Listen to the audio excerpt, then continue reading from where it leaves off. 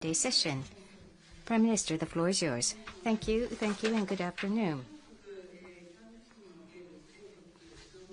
I wish to share with you my thoughts as this trip to Gyeongju to attend the APEC Economic Leaders Meeting comes to an end. Today is the 12th day in office as Prime Minister. Since last week, events have taken place one after another with the ASEAN-related summits, President Trump's visit to Japan, and the APEC Economic Leaders Meeting as I dashed through the intense and meaningful week of diplomacy. During the series of diplomatic events, I was able to move forward the policies that I had placed on the agenda at the time of my appointment to the stage of implementation. Those policies include promotion and evolution of FOIP, free and open Indo-Pacific, to make the concept aligned with the times, elevating the Japan-US alliance to new heights, and establishing trust and cooperation with major regional countries through frank dialogue. In order to restore Japanese diplomacy that flourishes on the world's center stage, I have made a good start through bold steps. President Trump and other leaders I met during the week received me with congratulatory remarks on my appointment to Prime Minister and warm welcome.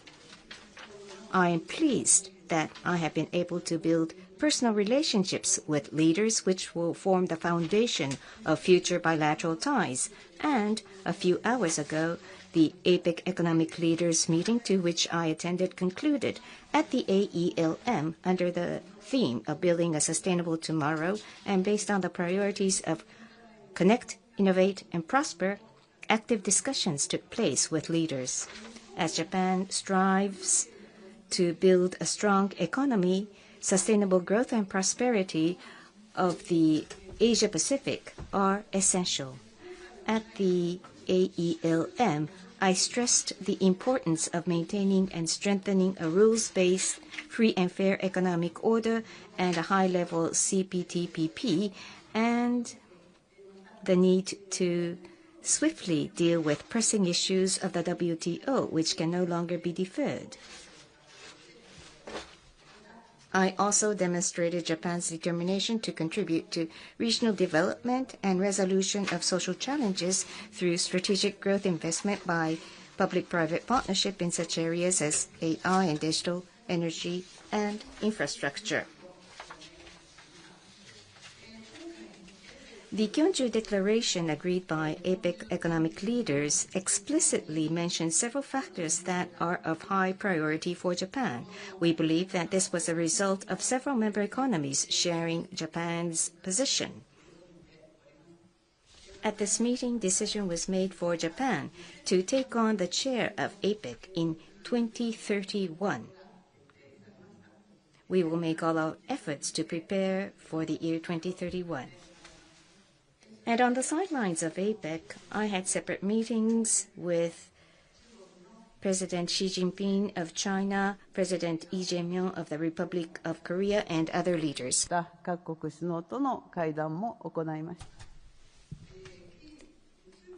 Between President Xi and I, we confirmed the broad direction of our bilateral relationship, namely the comprehensive advancement of a mutually beneficial relationship based on common strategic interests and the building of a constructive and stable relationship.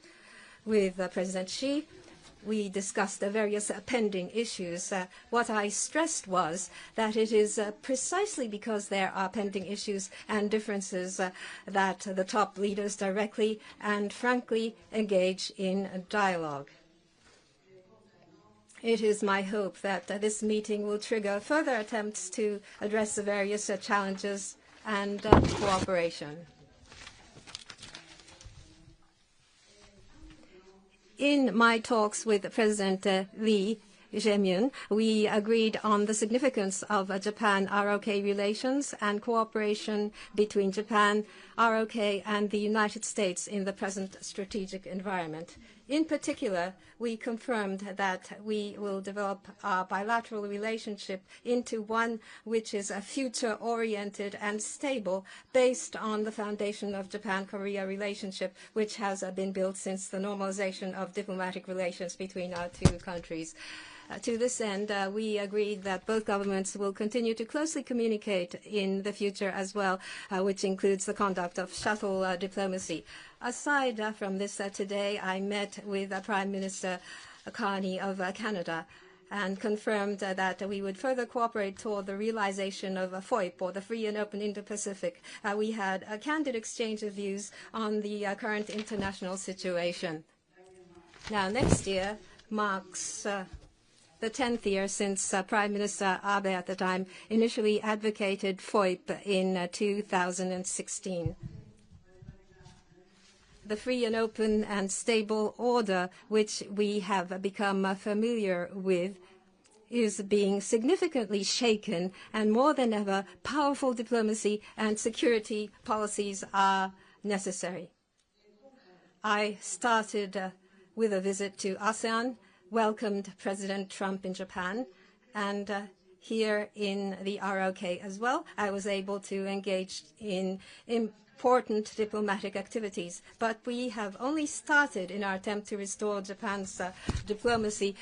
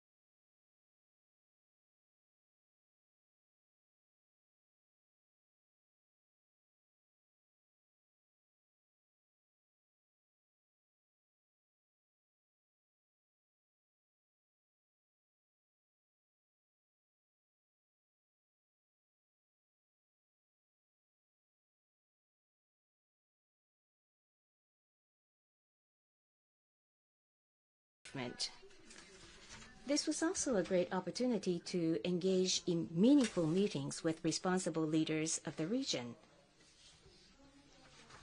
I exchanged words with them directly, and as I mentioned in my initial remarks, I had frank dialogues with China and ROK, who are important neighbors, and was able to solidify the groundwork in advancing diplomacy at the highest level. Looking back on the past week at the ASEAN-related summits, strengthened partnership with ASEAN, the cornerstone of FOIP, and other like-minded nations and allies was reaffirmed, while during President Trump's visit to Japan, which took place immediately after ASEAN, we clearly concurred to co-create a new history for the Japan-US alliance. Through the series of diplomatic events, I talked in person with several leaders, including our ally, like-minded nations, and regional neighbors, and established personal ties. I am pleased that I've been able to take a steady step forward to create a new horizon for the foreign policy of Japan. Initiatives to achieve my goal of restoring Japan's diplomacy to flourish on the world center stage has only just begun, as I mentioned in my opening remarks, but the starting dash was powerful. And building on this momentum, I am determined to make all-out efforts to build extensive partnership for the strengthening of the Japan-U.S. alliance, realization of FOIP, and solidifying trust with major regional counterparts. So what's the difference between conventional foreign policy? I'm not sure, but people-to-people direct contacts are important. Just casual conversations about our daily lives is really important, and that shortens the distance between us. Next, we'd like to entertain questions from the non-Japanese press. When called upon, please proceed to the microphone and state your affiliation and name before you ask your question. So the person in the front row, in the very front, please.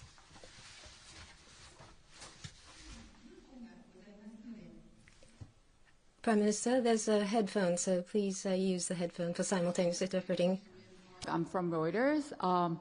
私はパク・ジュミンと申します。Park Jimin from Reuters. If I may ask my question in Japanese. Japanese or English is fine. Previously in July, with regard to the $550 billion of investment into the United States, you said that in light of a national interest, if you decide that it is not fair, you would ask for renegotiation. Between Korea and the United States, the trade agreement transpired, and between Korea and the United States, the trade agreement transpired, and the reduction in tariff amount is the same as Japan, but investment into the U.S. is smaller than that of Japan, and the profit split conditions are such that it's more favorable. With Japan, Korea has a lot of commonalities. So in comparison with Korea, the tariff agreement between Japan and the United States, do you feel that this is fair? If there are inequalities or imbalance, will you be asking the United States for a revision? Would you propose that? Thank you very much. Between the United States and Korea, negotiations are such that it's an agreement with a third country. So I'd like to refrain from commenting on the nature of the comment or the assessment of the agreement. But my awareness is that between U.S. and Korea, it's not a situation where both sides have presented what is the complete. So the accurate content and substance of this is unknown to everyone. The respective circumstances of each nation differs, so I do not think it's appropriate to make a simplistic comparison. With regard to agreements between the agreement between Japan and the U.S., even with the change in Prime Minister, it's a commitment, a promise between governments, so I feel that it should not be changed. What is important is that with regard to the present agreement, it should be used to promote interests of both countries, and it should expand cooperation toward economic security, and also to feed that into economic cooperation promotion. I think that is what is of importance. Again, we give the floor to the Japanese press. Please go ahead. Nishimura of Asahi Newspaper. Thank you very much for this opportunity. I have a question on domestic politics. You will attend to the Diet session after return to Japan. With minority ruling party, how will you deal with measures to address rising prices? You committed to the Japanese Innovation Party that you will pass the bill to reduce seats by the end of this session. There's strong objection amongst the opposing party. Will you submit the bill, just the ruling party sponsoring the bill? And finally, approval rate is very high according to various polls, and Nikkei average is renewing record highs. But there are voices that dissolution should take place quickly. Do you have plans to ask the people whether they support the LDP Innovation Party coalition, which has yet to be tested by the election? Thank you. On the October 25th cabinet meeting, we came up with economic strategy, mainly by the minister in charge of economic and fiscal policies, that also deals with the measures to address rising prices. Super partisan discussions had been conducted, and I have given directions to do so. So based upon this policy, economic policies will be decided.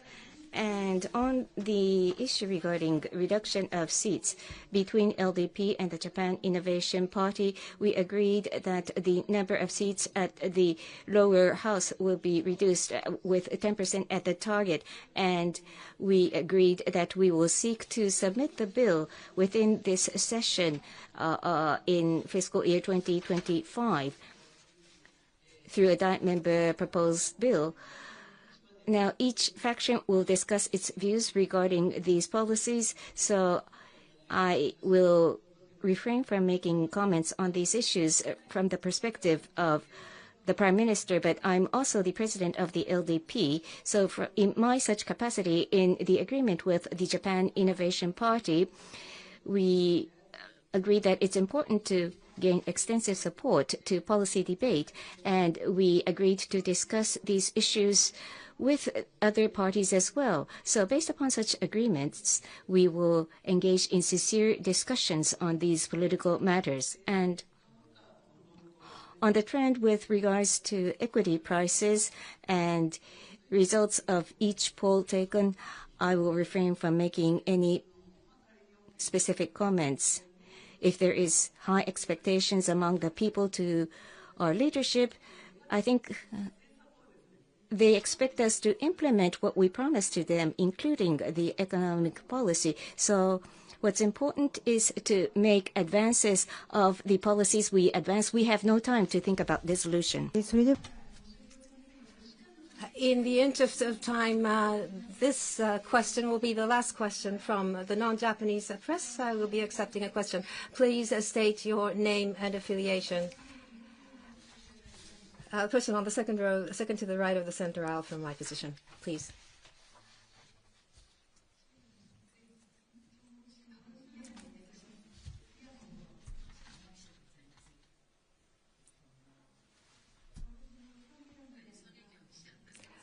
경북 일보 성애기운でございます。京北新聞でございます。 경주 APEC 발걸음을 하셨습니다.